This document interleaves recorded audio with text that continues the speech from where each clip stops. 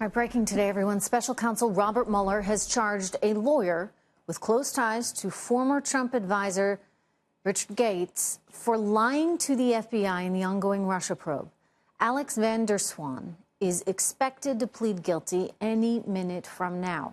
The new indictment coming just days after Mueller charged 13 Russian nationals for meddling in our election. My next guest says we need to separate politics from this probe. The fact of the matter is Russia interfered in our election.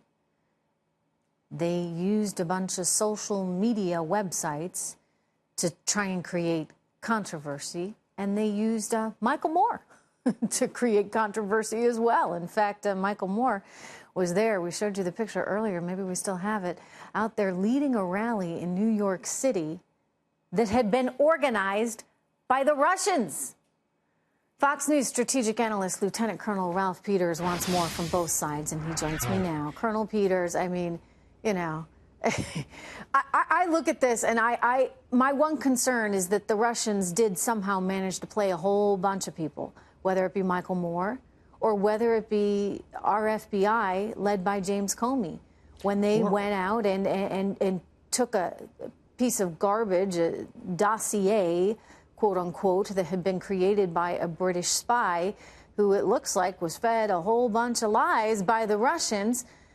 And the next thing we know, we're issuing a FISA warrant on it. I mean, come on.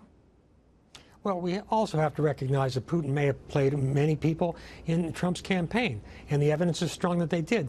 But, Trish, the fundamental problem here is by tearing ourselves apart, we're playing into Putin's hands.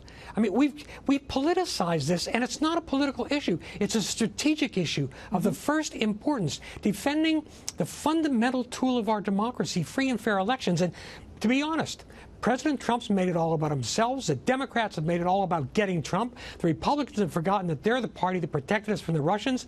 The enemy here is not Donald Trump. The enemy here it's not Chuck Schumer, and it's certainly not Robert Mueller. The enemy is Vladimir Putin. And every American, from Nancy Pelosi to Devin Nunes, should be shoulder to shoulder standing up against the Russians. And the president needs to provide leadership in the effort to prevent Putin from interfering in the next cycle of elections. And we're not getting it. Instead, we're tearing ourselves apart, and it's just devastating to our country. You know, Putin is laughing at all of us.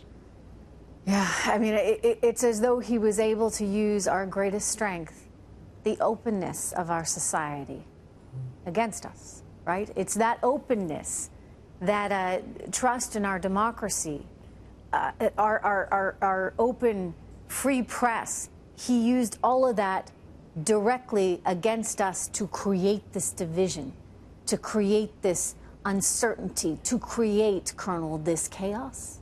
Yeah. An American Soviet sympathizer way back in the 1920s, Lincoln Steffens, went to the Soviet Union, and he made up this line he concocted: "I have seen the future and it works." Well, when it comes to internet manipulation of elections, we have seen the future and it stinks. And Putin was ahead of us on this. And there are many reasons why this happened. Is it manipulation? I want to back up here, because I don't know if it's manipulation of the outcome of the election. Not to say that it couldn't get to that in the future. We got to be careful about that. But what I could say is that it contributed to the manipulation of the American people to inspire a kind of crazed, raw emotion, to the point where at Thanksgiving dinner, some families couldn't even talk about politics because nobody can do so without a tremendous amount invested, right? I mean, that was in part what Putin was able to accomplish with social media. Absolutely. And the divisions, both sides have been equally divisive. I'm not going to defend either side in this because, again, we're picking each other apart. Oh, we're blaming the FBI. No, we're blaming some Trump campaign aid. I do blame the FBI. No, I know you don't. But the point no, I do blame the FBI. Well, I don't. I think the FBI fell for this just as much as others. I mean, the idea that we're issuing a FISA warrant based on a bunch of opposition research that was paid for by the Democrats, that's kind of messed up, Colonel. No, Trish, we don't yet know what all went into that FISA warrant, and we won't for some time.